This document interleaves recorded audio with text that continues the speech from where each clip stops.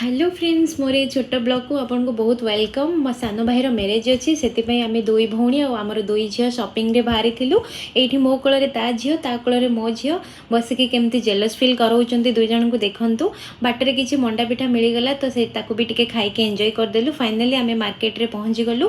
आम फास्ट भाभी आमर दुई छुआ को तांकर किछि मनपसंद जिनस देदेबू नहले से आमको मॉल रे बहुत हैरान करथांते। साड़ी दुकान रे पहुंची फास्ट आम नुआ भाउजों लेहेंगा किसी चूज करदेलु आउ से मो हाइट्र से मुझे टिके ट्राए करदेली केमती लगे।